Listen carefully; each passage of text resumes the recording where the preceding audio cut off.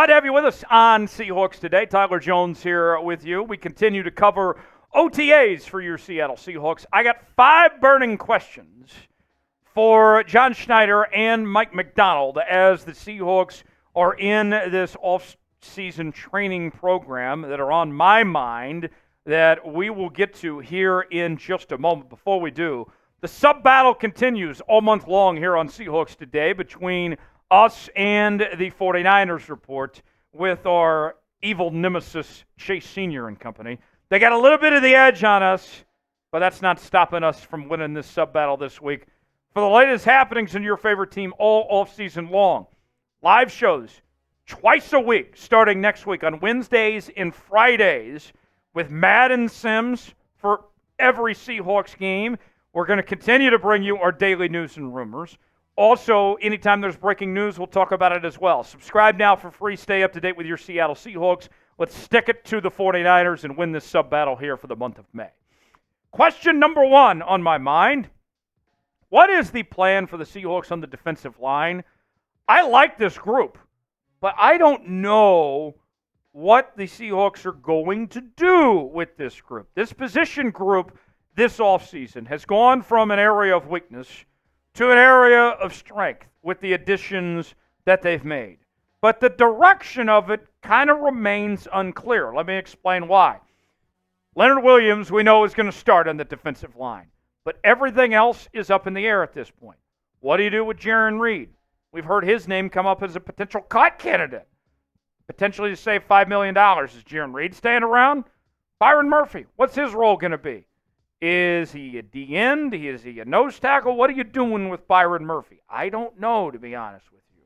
Dre'Mont Jones, we've heard rumblings about him potentially moving to the edge or being a backup, losing his starting job that he had last year, coming off a disappointing 2023 season. What are you going to do with Dre'Mont Jones? Is Dre'Mont Jones going to step up?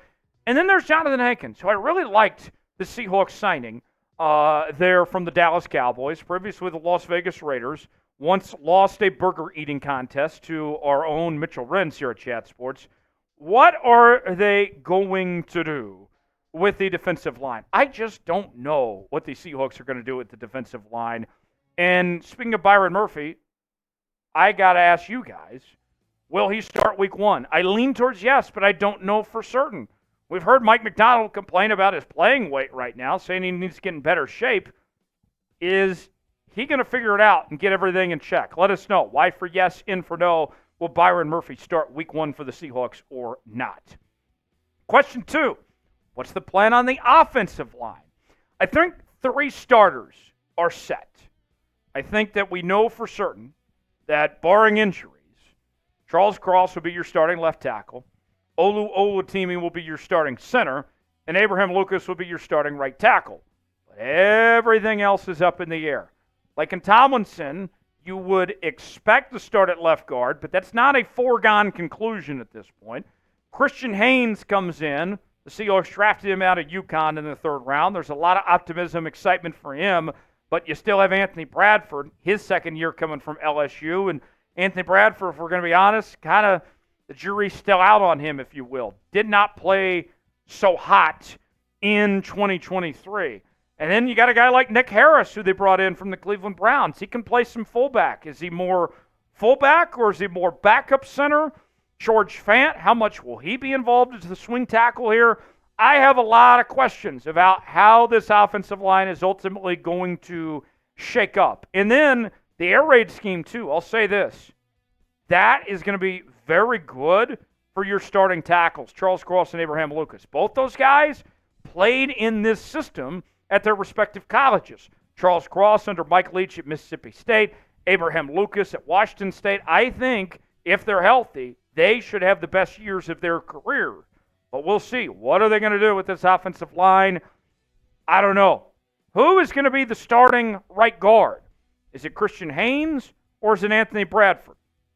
Let us know. CH for Christian Haynes, AB for Anthony Bradford. Pick a starting offensive guard for your Seattle Seahawks in the comments section below. Byron Murphy jerseys are on sale now. Chatsports.com/Murphy is where you can get yours today. Add a 9 to that, 91. and that's the jersey he'll be repping this upcoming season. Got the home jerseys, got the road jerseys, got men's and women's options, all sorts of different shapes and sizes for you. Might stumble upon some free shipping. Go see for yourself. Chatsports.com/Murphy is where you can get your Byron Murphy jerseys today. The link is in the comments and description of today's video. Go see for yourself. Chatsports.com/Murphy.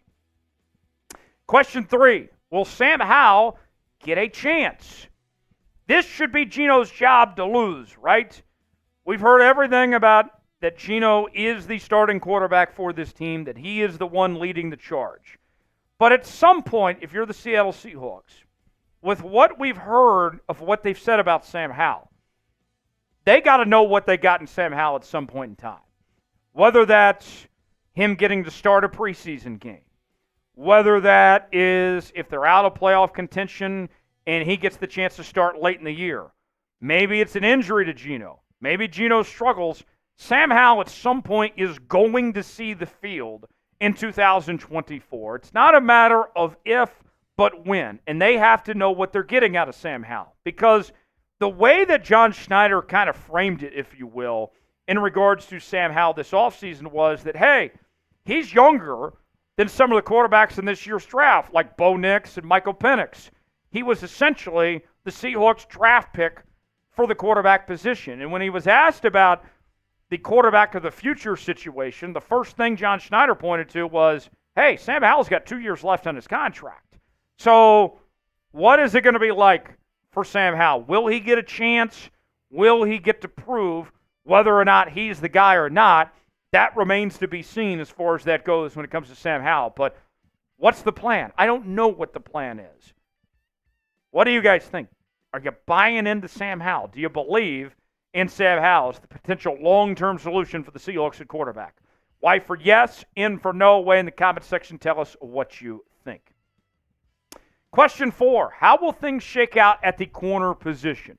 This group's got some depth, I will say. I like what the Seahawks have done at the corner spot with the draft picks that they made this year, with bringing in DJ James and Nehemiah Pritchett from Auburn. The Auburn Cats coming in. I thought they did a good job getting those guys in day 3. But beyond that, what are you going to do with this group here? Devin Witherspoon, is he a nickel or is he on the outside? I kind of lean towards the nickel, but we'll see. Mike Jackson, you restructured his deal. Got to think that he's in it for this season. Trey Brown looked pretty good, showed some flashes last season, but is he going to start or is Mike Jackson going to start? And then Rick Woolen, coming off a disappointing year last year where he really struggled tackling. Will Rick Woolen get back to form? How does this work out? What roles are going to be given to these guys? That all remains to be seen at this point. And I hope that Mike Macdonald really can get the most out of this group because there's some potential here. Look at what we saw last year in 2023 between Mike Jackson and Trey Brown. The odds on favored is Mike Jackson starts. But Trey Brown, I would say, outplayed Mike Jackson last year. Did so in less games, might I add, as well. Had more interceptions, more pass breakups, same amount of tackles and TFLs. Who's the guy you rather start at outside corner? If it comes down to these two, would you rather roll with MJ or would you rather roll with Trey Brown? Chime in the comment section and let us know what you think. MJ for Mike Jackson, TB for Trey Brown. Weigh in the comment section and let us know what you think. Number 5 on our burning questions for Mike Macdonald and John Schneider. This is more so for the team overall. Are the players going to buy in?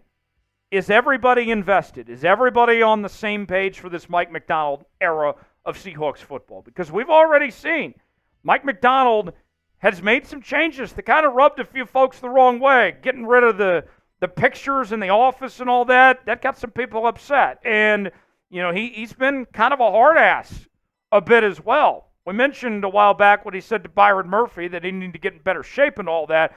Kind of a different mentality than happy go jolly Pete Carroll, right? Is everybody going to buy into what Mike Macdonald is selling right away? I like Macdonald, and from an outside perspective, it's easy to like what you've seen from Mike Macdonald, but can he convince those players that he's the right guy to take this next step up? That remains to be seen, and I feel like we're going to learn a lot about the culture in the direction of this franchise based on the way OTAs goes here. What's your confidence level in Mike Macdonald right now? Scale for him in the comment section 1 through 10. How you feeling about Mike Macdonald in Seattle? Let us know what you think 1 through 10, your confidence level in the Seahawks head coach. Subscribe now to Seahawks Today for continuing Seahawks coverage all offseason long. YouTube.com/SeahawksTV. I'm Tyler Jones. We'll see you next time.